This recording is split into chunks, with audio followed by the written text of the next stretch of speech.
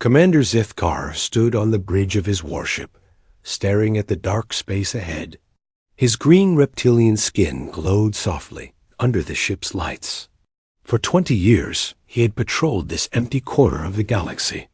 This was the dead zone, the place where humans used to live before they all died out. The Galactic Council had given this job to the Zephyrians because no one else wanted it. Who would want to guard empty space and dead planets? The humans had been extinct for 1,000 years. There was nothing here but old memories and broken dreams. "Commander," called Dr. Veltara from her station. Her crystal body sparkled as she moved. "I am picking up something strange." Zethkar turned his large head toward her. "What kind of strange?" "Energy readings, sir. Coming from the third planet in the Sol system. Earth?" Zethkar's voice carried. "Surprise. That is impossible. Earth has been dead for centuries. We have the records. The plague killed every human on every world. They sent no messages. They called for no help. They just died." Dr. Veltara's crystal form flickered with worry. "The readings are very strong, Commander, and they are not like anything in our databases." Zethkar walked over to look at her screen. The numbers made no sense. The energy patterns were too complex, too organized. Dead planets did not produce energy like this. "Could it be our sensors making mistakes?" he asked. "I have checked 3 times, sir. The readings are real." Zethkar felt a chill run down his spine. In all his years of service, he had never seen anything like this. The energy was not just strong, it was controlled. It was purposeful. "Set course for Earth," he ordered, "and send a message to the Council. Tell them we have found something they need to know about." The ship turned toward the blue and green planet that hung in the darkness. As they got closer, the energy readings became stronger.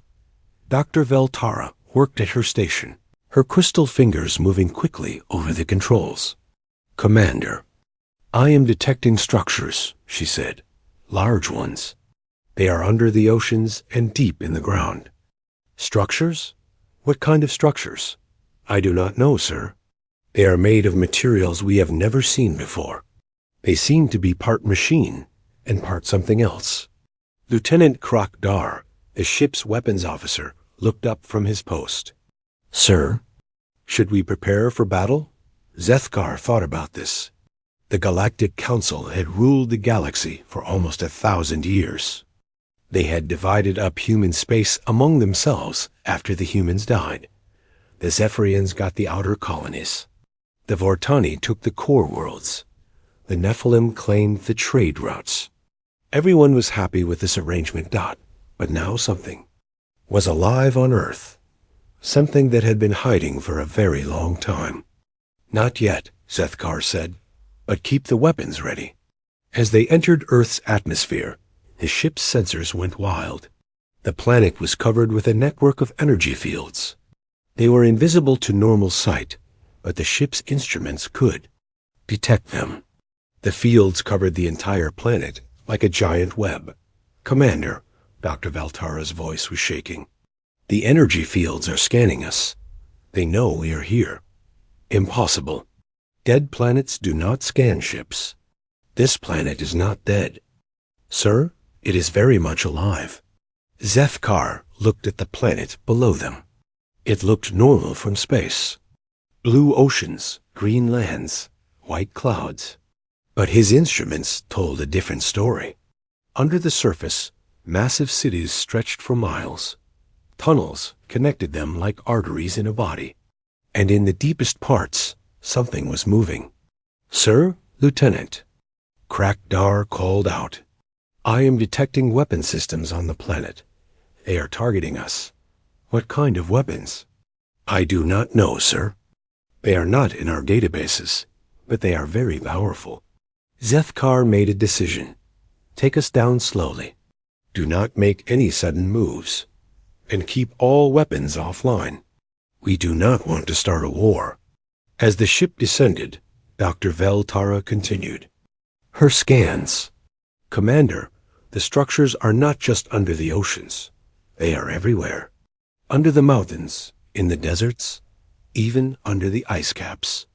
This entire planet is one giant facility. A facility for what? I do not know, sir. But it has been operating for centuries, maybe longer. The ship landed in a clearing near what used to be a human city. The ruins looked old and forgotten, just like the record said they should, but the energy readings were stronger here.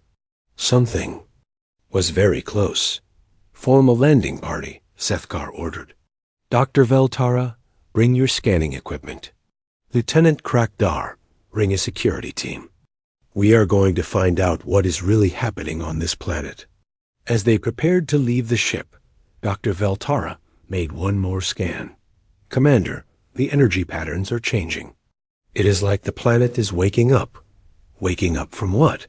I think it has been sleeping, sir, waiting for something. And now that we are here, it is waking up. Sethkar felt fear for the first time in many years. The Galactic Council had always taught that humans were weak. They were slow to adapt. They fought among themselves. They died easily from disease. That was why the plague had killed them all so quickly. But what if the Council was wrong? What if the humans had not died? What if they had been hiding down there in the dark, waiting for the right moment to come back? The landing party left the ship and walked toward the ruins. The air was clean and fresh. Birds sang in the trees. Everything looked peaceful and normal. But Sethkar's instruments told him they were being watched. Sir, Dr. Veltara whispered, the energy readings are coming from directly below us. Something is down there, something big. As they walked through the ruins, Sethkar noticed something strange. The buildings looked damaged, but they were not really destroyed. It was like someone had made them look old and broken on purpose. Like they were hiding something.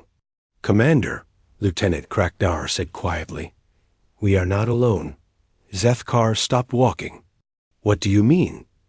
I can feel eyes on us. We are being watched. Dr. Veltara's crystals began to glow brighter. The energy readings are increasing. Whatever is down there, it is moving closer to the surface. Suddenly, the ground beneath their feet began to vibrate.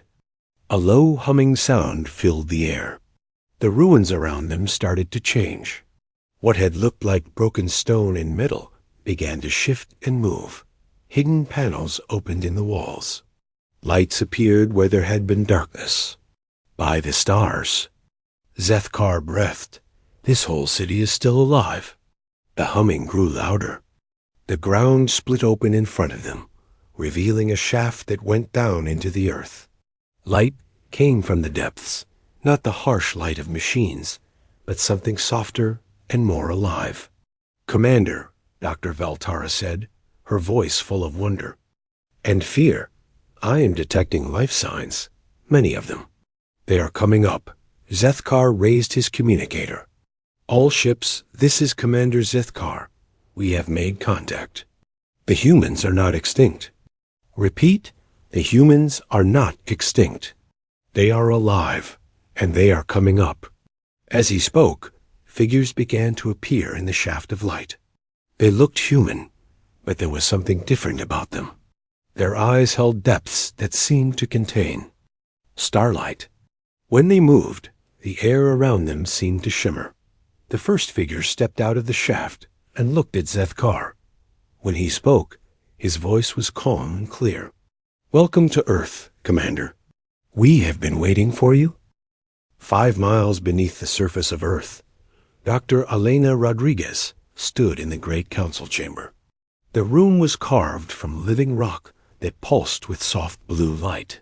Cables of metal and something that looked like veins ran through the walls. This was New Geneva, the heart of underground humanity. Elena was not like the humans from 1,000 years ago. Her skin had a faint silver glow, and her eyes could see things that normal eyes could not. Tiny machines flowed through her blood, fixing any damage and making her stronger. Her brain was connected to the city's computer network. She could think as fast as a machine and feel as deeply as any human who had ever lived. "They have found us," she said to the council. Her voice carried through the chamber without her having to speak loudly. The walls themselves carried her words. Captain Jake Morrison nodded from his seat at the round table. His hands rested on a control panel that was grown into the table itself. Through this panel, he could feel every part of Earth's defense network. Every sensor, every weapon, every hidden door was part of him. "I felt their ship the moment it entered our system," Jake said. "Their weapons are old technology. Their sensors are weak. They cannot hurt us, but they can tell the galaxy we are here." "Then our 1,000 years of hiding are over," said Lieutenant Maya Chun. She was younger than the others, but her mind was connected to sensors that existed in many dimensions at once. She could see the alien ship above them as clearly as if she was standing next to it. "Tell us what you see, Maya," Elena said. Maya closed her eyes and let her consciousness flow upward through the sensor network. 3 aliens, reptile people called Zephyrians. They are afraid, but trying to hide it. Their ship is armed, but not ready for battle. They came here to patrol empty space, not to fight. Alex Turner, the quantum engineer, leaned forward in his chair. His body was thin and pale, but his mind could process information faster than any computer the old humans had ever built. "This is what we have been preparing for. The galaxy thinks we are dead. They divided our space among themselves. They tell stories about how weak we were." Elena stood and walked to the great window that looked out over the underground city. Millions of humans lived here, in New Geneva and the other cities like it. They had spent 1,000 years becoming something new, something better. "Tell me again about the plague," she said to Alex. Alex touched a control, and images appeared in the air above the table. They showed Earth as it was 1,000 years ago. Cities burning, people dying, ships fleeing into space only to go silent.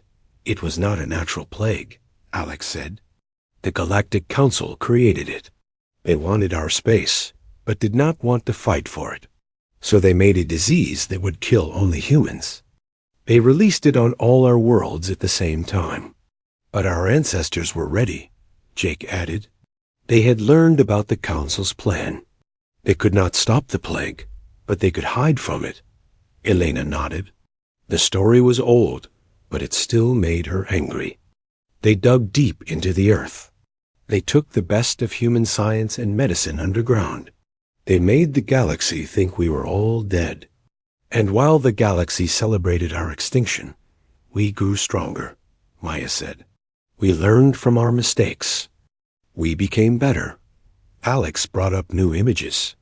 These showed the underground cities as they were now. Vast chambers filled with gardens that grew without sunlight. Factories that could build anything from raw atoms. Schools where children learned to merge their minds with computers. "We did not just survive," Alex said. "We evolved. We became something the galaxy has never seen before." Elena walked back to the table. "Jake, show me our defenses." Jake placed his hands flat on the control panel. His eyes closed, and the room filled with light. Images appeared showing Earth's hidden weapons. Gravity guns that could crush a ship into a ball of metal. Energy shields that could make parts of the planet disappear from normal space. Missiles that could travel through dimensions the aliens did not even know existed. "We have weapons in the ocean floors, in the mountains, even in orbit around the sun," Jake said. "No one can attack Earth without us knowing about it first. And our people among the stars?" Elena asked. Maya smiled. "They are everywhere. For 800 years, we have been sending people to live on alien worlds. They look like aliens, they act like aliens, but they are human inside. They watch and listen and send us information." Elena felt pride and sadness at the same time. The humans who lived among the aliens had sacrificed everything. They could never come home. They could never tell anyone what they really were. But they had given humanity eyes and ears across the galaxy. How many? She asked. Over 1 million, Maya said. They are in the Galactic Council itself. They are in the alien militaries. They are in their schools and their factories. The aliens think they know everything about the galaxy, but we know more. Alex brought up a star map. It showed the galaxy as the aliens saw it, divided into territories controlled by different species. But when he touched a control, the map changed. Red dots appeared everywhere, showing where hidden humans lived and worked. We are the galaxy's best-kept secret, Alex said. And today, the secret ends. Elena turned to look at each member of the council. These were the leaders of the new humanity. They were stronger, smarter, and more united than humans had ever been before. What do we do about the ship above us? She asked. Jake's hands moved over his controls. I can destroy it easily. Their shields cannot stop our weapons. No, Elena said firmly. We do not start by killing. We start by showing them what we have become. You want to reveal ourselves? Maya asked. It is time. We cannot hide forever. The galaxy needs to know that humanity is not dead. More than that, they need to know we are stronger than we ever were before. Alex looked worried. The Galactic Council will not be happy. They built their power on the lie that we were extinct. If we return, everything changes. Everything should change, Elena said. The Council has ruled through fear and control for 1,000 years. They destroy any species that might challenge them. They divide the galaxy to keep themselves in power. And they tried to commit genocide against us, Jake added, his voice hard with anger. Elena nodded. We will not let them do to others what they tried to do to us. We will return to the galaxy not as conquerors, but as protectors. Maya stood up from her chair. I will prepare the communication systems. If we are going to reveal ourselves, we should do it properly. And I will ready our defenses, Jake said. When the galaxy learns we are alive, some of them will want to finish what they started. Alex began working at his control panel. I will contact our people among the stars. They need to know what is happening. Elena walked to the center of the room. Above her, she knew, the alien ship waited on the surface. Its crew was probably scared and confused. They had come to patrol empty space and found a mystery instead. Send word to all the cities, she said. Tell our people that the time of hiding is over. Tell them that humanity is about to return to the stars. Jake looked up from his controls. And the aliens above us? Elena smiled. It was not a cruel smile, but it was not entirely kind either. We will meet them. We will show them what 1,000 years of human determination can accomplish. We will show them that reports of our death were greatly exaggerated.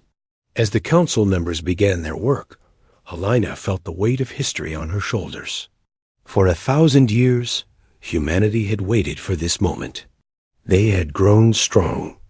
In the darkness, preparing for the day when they would emerge into the light again. That day had come at last.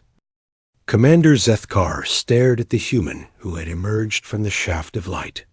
The man looked normal at first glance, but something was wrong. His eyes held depths that seemed to go on forever, like looking into deep space. When he moved, the air around him shimmered as if reality itself was bending. I am General Ryan Brooks, the human said. His voice was calm and clear. I speak for the people of Earth. Dr. Veltara's crystal body flickered with confusion. That is impossible. You are speaking perfect Zephyrian. Our species have had no contact for 1,000 years. General Brooks smiled. We have been listening, Doctor. We have been learning. We know more about your people than you might think. Lieutenant Krakdar raised his weapon, but Zethkar held up a hand to stop him. Something about this human made him want to be very careful. You are supposed to be extinct, Zethkar said. The records show that all humans died in the plague of 2247. The records are wrong, Brooks said simply. We are very much alive. We have been alive this whole time, watching and waiting. As he spoke, more humans emerged from the shaft. They all had the same strange quality as Brooks. Their eyes seemed to hold starlight, and the air around them moved in ways that made no sense. Dr. Valtara ran her scanners over the humans. The readings made her crystals flash with alarm. Commander, these are not normal life forms. Their bodies are part organic and part something else. I am detecting technology integrated into their cells. We have evolved, Doctor, Brooks said. We had to become more than human to survive what your council did to us. The council? Zethkar asked. What does the Galactic Council have to do with this? Brooks stepped closer. As he did, Zethkar felt a pressure in his mind, as if the human was looking directly into his thoughts. Your council created the plague that was supposed to kill us. All, Brooks said. They wanted our space, but did not want to fight for it. So they tried to commit genocide. That is not possible, Zethkar protested. The council brings peace to the galaxy. They would not do such a thing? Would they not? Brooks asked. Tell me, Commander, what happened to the Helix people? Or the quantum dancers? Or the singing crystals of Vega? Zethkar felt cold. Those were all species that had supposedly died out naturally over the past 1,000 years. The Council had divided their territories among the surviving species, just as they had done with human space. You are lying, he said, but his voice was not sure. Brooks gestured to one of the other humans, a woman with silver hair and eyes like mirrors. This is Dr. Lisa Hayes. She has been living on your homeworld for the past 50 years. Dr. Veltara. Crystals went dark with shock. Impossible. We would have detected a human among us. Dr. Hayes smiled and touched a device on her wrist. Her appearance began to change. Her skin became scaly and green. Her eyes grew large and yellow. In moments, she looked exactly like a Zephyrian. I was your neighbor, Veltara, she said in perfect Zephyrian. I lived 3 blocks from your research facility. We had dinner together many times. Dr. Veltara made a sound like breaking glass. Yelsara? You are Yelsara. I am sorry for the deception, Dr. Hayes said, changing back to her human form. But we needed to learn about your people. We needed to understand who we were dealing with. Zethkar looked around at the humans surrounding them. How many of you are there? How many have been living among us? Enough, Brooks said. We have people in every major species. We have been watching the galaxy for 800 years. We know things about your governments that your own leaders do not know. Lieutenant Krakdar was sweating despite the cool air. Sir, we should return to the ship and call for backup. Brooks shook his head. Your ship is not going anywhere, Lieutenant. Our defensive systems activated the moment you entered Earth's atmosphere. You are not prisoners, but you are not leaving until we are finished talking. Zethkar tried to use his communicator, but it produced only static. What have you done? We have isolated your ship, Brooks explained. Your weapons are offline. Your communications are blocked. Your engines will not start. We do not want to hurt you, but we will not let you leave until you understand the situation. Dr. Veltara was still scanning the humans with her instruments. Commander, their technology is beyond anything in our databases. The energy patterns are not just advanced, they are operating on principles we do not understand. Show them. Brooks said to another human, a man with dark skin and eyes that seemed to glow from within. The man nodded and raised his hand. The air above his palm began to shimmer, and suddenly a perfect hologram of the galaxy appeared. But this was not the galaxy as the council maps showed it. This showed the galaxy as it really was. This is Captain Ben Clark, Brooks said. He will explain what we have learned. Captain Clark pointed to different parts of the hologram. The Galactic Council has been lying to everyone for centuries. They did not evolve naturally to become the dominant powers. They destroyed every species that might challenge them. The hologram zoomed in on different star systems. Each one showed the same pattern. A species would develop advanced technology, then suddenly die out from disease or natural disaster. The Council would then divide their territory. The plague that was supposed to kill us was not the first, Clark continued. It was not even the 10th. The Council has been using biological weapons to commit genocide for over 2,000 years. Zethkar felt his world turning upside down, but the Council brings peace. They maintain order. They maintain their own power, Brooks said. They fear any species that might grow strong enough to challenge them. So they destroy those species before they can become a threat. Dr. Hayes stepped forward. We have proof, Commander. Documents, recordings, genetic samples of the weapons they used. We have been collecting evidence for centuries. Why? Dr. Veltara asked, her voice small and scared. Why are you telling us this? Brooks looked at each of the aliens in turn. Because the galaxy deserves to know the truth. Because the Council's reign of fear needs to end. And because we have decided to come home. Come home? Zethkar repeated. We are reclaiming our place in the galaxy, Brooks said. We are no longer content to hide in the shadows while the Council rules through lies and murder. Captain Clark waved his hand, and the hologram changed to show Earth's hidden defenses. Massive weapons platforms in the ocean depths, energy shields. That could hide entire continents, ships that could travel through dimensions the Council did not even know existed. We have had 1,000 years to prepare, Clark said. We have technology that makes the Council's weapons look like stone knives. We have infiltrated their governments and their militaries. We know their weaknesses better than they do. What do you want from us? Zethkar asked. Brooks smiled, and for the first time, it was a genuinely warm expression.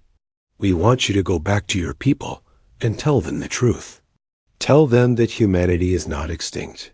Tell them that we are coming back. And tell them that the age of the Galactic Council is ending. They will not believe us, Dr. Veltara said. Then we will show them, Brooks replied. We will appear in their skies. We will broadcast the truth to every world. We will give them proof they cannot deny. Lieutenant Krakdar looked terrified. You are talking about war. We are talking about justice, Brooks said firmly. The Council tried to murder every human. In the galaxy, they have murdered countless other species. They have ruled through fear and lies for too long. He gestured to the ruins around them, which were now clearly revealed to be camouflage hiding advanced structures. We do not want to rule the galaxy, Brooks continued. We want to free it. We want to create a galactic civilization based on cooperation instead of domination. A place where every species can grow and thrive without fear of being destroyed by those in power. Zethkar looked at his crew, then back at the humans. And if we refuse to carry your message? Brooks's expression grew sad. Then you will stay here as our guests until we are ready to reveal ourselves. We do not wish to harm you, Commander, but we will not let you warn the Council before we are ready. How long do we have? Zethkar asked. The message will be sent whether you carry it or not, Brooks said. But if you choose to help us, you can be part of the solution instead of part of the problem. You can help us build something better. As the sun set over the transformed Earth, Zethkar realized that everything he had believed about the galaxy was wrong. The humans were not extinct. They were not weak. And they were about to change everything. High Chancellor Mordoom of the Vortani stood in the great council chamber on the capital world of Nexus Prime. His crystal body pulsed with angry red light. As he read the message from Commander Zethkar, the words made no sense. Humans could not be alive. They had been extinct for 1,000 years. This is impossible, he said to the assembled council members. Zethkar has gone mad. Humans are dead. We have their empty worlds to prove it. Supreme Admiral Gethron of the Nephilim floated in his gas tank, his cloudy form swirling with concern. Perhaps we should investigate. If there is even a small chance that humans survived somewhere, we need to know. There is no chance, Mordan snapped. The plague killed them all. Every world, every colony, every ship. They died screaming and alone, just as they deserved. The other council members shifted uncomfortably. Even after 1,000 years, some of them still felt guilty about what they had done to humanity. The plague was necessary, Mordan continued. Humans were growing too fast, spreading too quickly. They would have challenged our authority within a few centuries. We did what we had to do to maintain peace. As he spoke, the chamber's security systems activated. Energy fields sprang up around the room, trapping the council members in their seats.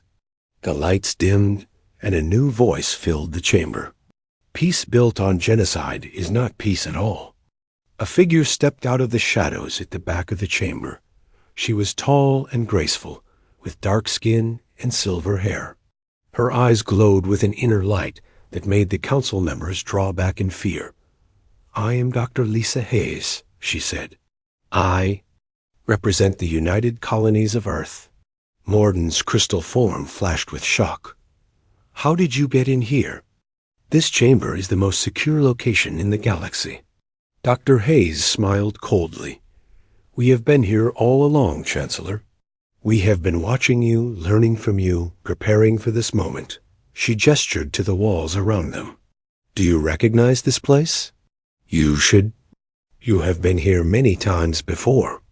As she spoke, the walls began to change.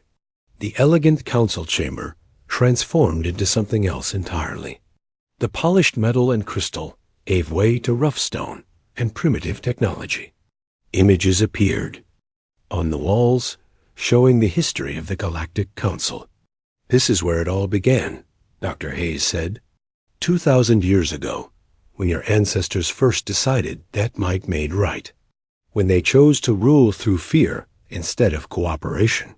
The images showed the early days of the galaxy, when dozens of species had worked together to explore the stars.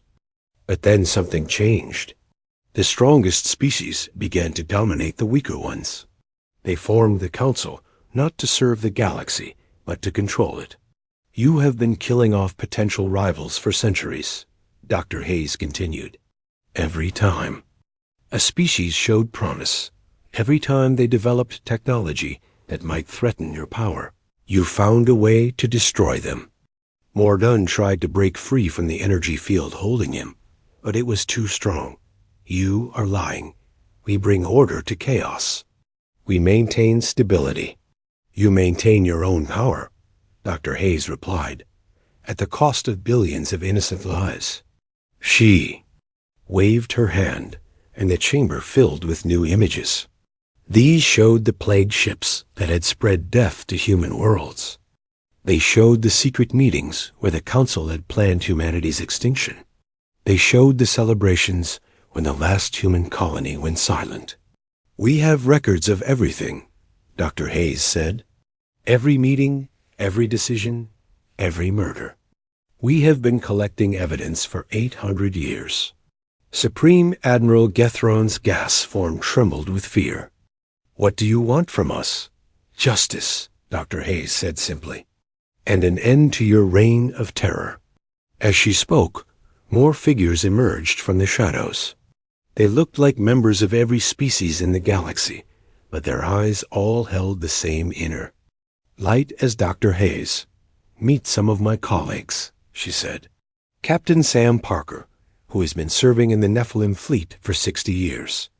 Engineer Sophie Williams, who helped design your newest battleships. Dr. Tony Clark, who has been your personal physician for the past 20 years. Chancellor Mordun. Mordun's crystal form went completely dark. Tony, but you saved my life. During the red fever outbreak, the figure who looked like a Vortani stepped forward. I am sorry for the deception, Chancellor, but we needed to understand your people. We needed to know how far your corruption had spread. How many of you are there? Asked Counselor Valfara of the Crystalline Collective. Enough, Dr. Hayes replied. We are in your governments, your militaries, your research facilities.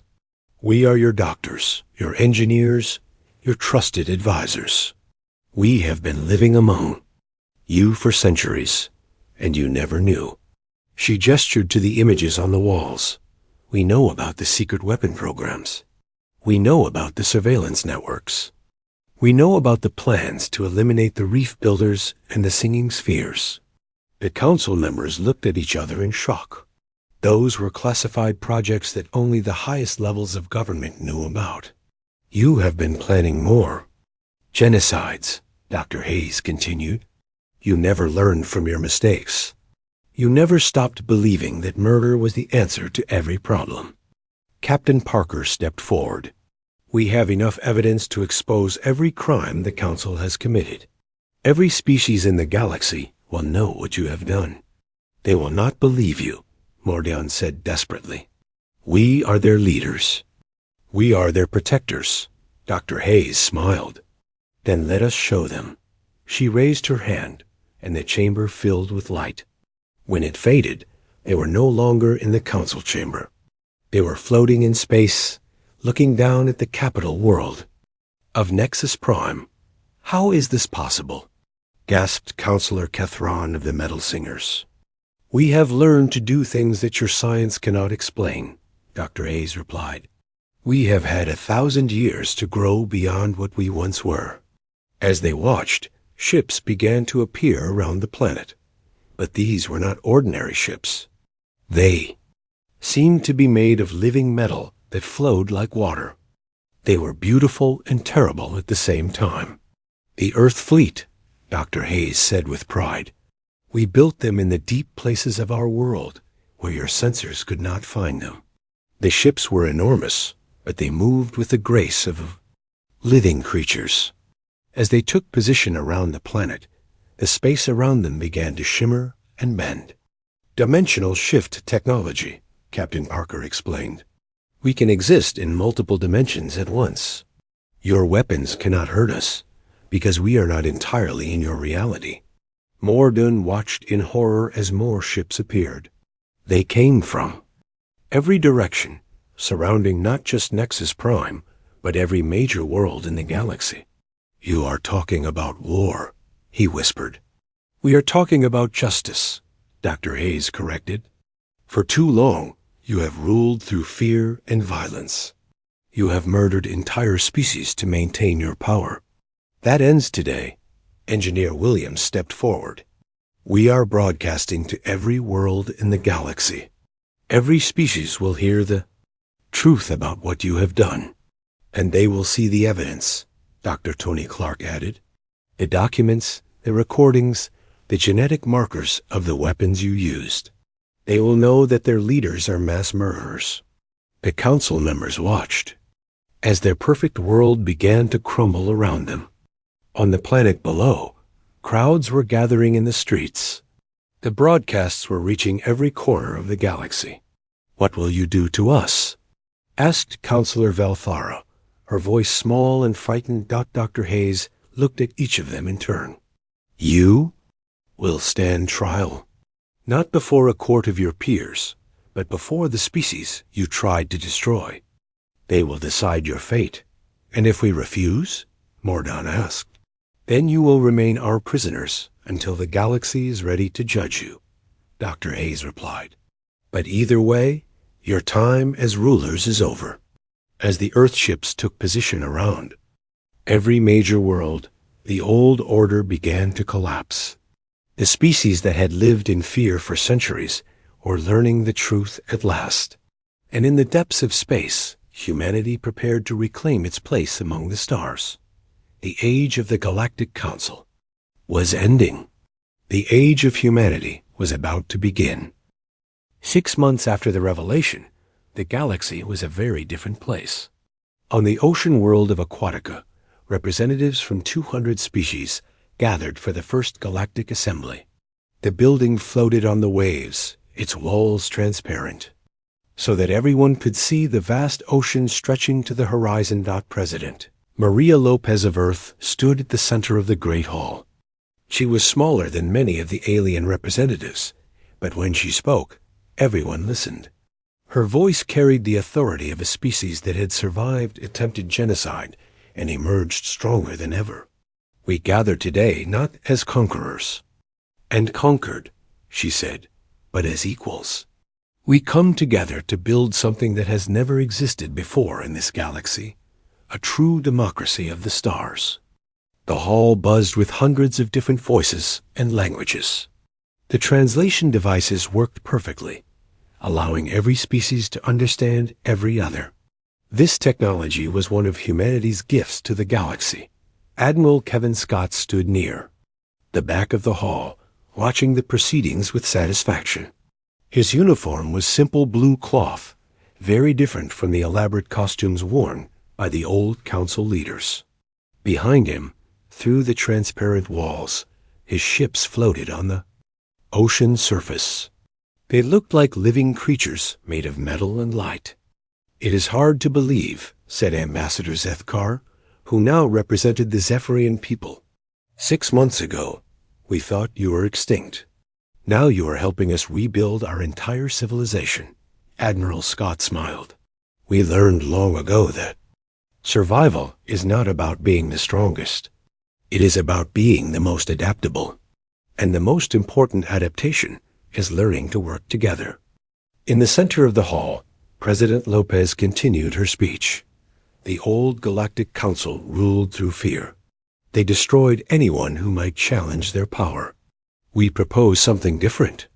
We propose a galaxy where every species can grow and thrive without fear. Dr. Sam Parker, a xenobiologist who had once lived disguised among the Nephilim, stood to address the assembly. We have learned much about each of your species during our years among you. We have seen your cultures, your art, your dreams. Every species has something unique to offer. He gestured to a group of crystalline beings near the front. The harmonic crystals of Vega create music that can heal both body and mind. The reef. Builders grow cities that live and breathe. The quantum dancers can move through dimensions we are only beginning to understand. And humans? Ask Chancellor Yeltrin of the former Zephyrian Empire. What do humans offer? President Lopez smiled. We offer something that was almost lost from this galaxy. We offer hope. As she spoke, the walls of the hall began to display images from across the galaxy. They showed the changes that had taken place since humanity's return. On the crystal world of Harmonix Prime, human doctors worked alongside local healers too. Cure diseases that had plagued the crystal people for centuries. On the gas giant Nephros, human engineers helped design new cities that floated in the thick atmosphere. We do not seek to rule, President Lopez continued. We seek to serve. We have appointed ourselves as guardians of this galaxy, but guardians serve those they protect. Admiral Scott moved to join the president at the center of the hall. Our ships patrol the space lanes, but not to enforce human law. We protect trade routes and defend peaceful worlds from raiders and tyrants. What about the old council members? Asked Representative Corthel of the Metal Singers. What will happen to them? The hall grew quiet. This was the question everyone had been waiting for. President Lopez looked around the assembled representatives. They will stand trial, as we promised, but not before human judges. They will be judged by representatives of every species they harmed. She gestured to a section of the hall where the former council members sat under guard. They looked smaller now, less imposing. Mordan's crystal form was dim and gray. Admiral Gethron floated in a simple container instead of his elaborate throne tank. Justice will be served, President Lopez said. But it will be justice tempered with mercy. We do not seek revenge. We seek to ensure that such crimes can never happen again. Dr. Elena Rodriguez, who had led the underground resistance for so many years, stepped forward to address the assembly. The real trial is not of individuals, but of a system. We must examine how the galaxy allowed such evil to flourish for so long. She activated a holographic display that showed the structure of the old galactic government. The council concentrated, all power in the hands of a few species. They made decisions for billions of beings who had no voice in their own governance. The display changed to show the proposed new system. We propose a true democracy. Every species, no matter how small or how different, gets a voice. Every world gets representation. But how can we trust each other? Asked Ambassador Valsara of the Singing Spheres. For centuries, we have competed for resources and territory. What makes you think we can cooperate now? Captain Jake Morrison, who still maintained Earth's defenses, answered her question. Because we have something the old galaxy never had. We have proof that cooperation works better than competition. He gestured to the human representatives in the hall. Look at us. We are not just one species anymore. We are humans who have lived among Zephyrians, Vortani, Nephilim, and dozens of other species. We carry parts of all your cultures within. U.S. We are living proof that different species can not just coexist, but can become stronger together, added Dr. Lisa Hayes, who had spent decades infiltrating alien governments. President Lopez moved to the great window that looked out over the ocean. In the distance, ships from hundreds of worlds floated peacefully together. The old council taught us that the galaxy was too big, too diverse, too chaotic to govern peacefully. They were wrong. She turned back to face the assembly. The galaxy is not too big. It is exactly the right size for all of us to share. We just needed to learn how to share it properly. Ambassador Zeethkar stood up. The Zephyrian people accept this proposal. We pledge our support to the new Galactic Assembly. One by one, other representatives stood and voiced their support. The metal singers, the harmonic crystals, the reef builders, even species that had been enemies for centuries, agreed to try this new way. As the votes were counted, Admiral Scott received a message on his communicator. He smiled as he read it. What is it? President Lopez asked. Reports from our deep space scouts, he replied. They have found 3 more species beyond the galaxy's edge. Species that were hiding, afraid to make contact because they feared the Council would destroy them. And now? Now they want to join us. They want to be part of something better. As the final votes were counted, it became clear that the proposal had passed by an overwhelming margin. The old Galactic Council was officially dissolved. The new Galactic Assembly would take its place, but the real change was not in the government. It was in the people themselves. For the first time in centuries, the species of the galaxy looked at each other not as threats to be eliminated, but as partners to be embraced. President Lopez raised her hand, and the hall fell silent. Before we adjourn, there is one more thing we must discuss. There are still threats out there. Pirates, tyrants, species that believe might makes right. How do we protect ourselves without becoming what we fought against? Dr. Sam Parker stood. We have a proposal for that as well. We call it the Guardian Fleet. Ships from every species, crewed by volunteers from every world. They will patrol the galaxy together, protecting all of us. And if we face a threat too big for any one species to handle alone? Asked Chancellor Yeltrin. Admiral Scott smiled. Then we will face it together, as we always should have. As the assembly ended, and the representatives prepared to return to their worlds, something remarkable happened. Instead of rushing away, they lingered. They talked with representatives from other species. They made plans for trade and cultural exchange. They behaved like neighbors instead of strangers. President Lopez stood with Admiral Scott on the observation deck, watching the alien ships prepare for departure. "Do you think it will work?" she asked. "It has to," he replied, "because the alternative is what we just left behind, and we will never allow that to happen again." Above them, human ships and alien ships flew together through the stars, carrying word of the new galactic order to every corner of known space. Humanity had returned from extinction not as conquerors, but as teachers. They had shown the galaxy what it meant to survive, to adapt, and most importantly, to hope. The age of fear was over. The age of cooperation had begun.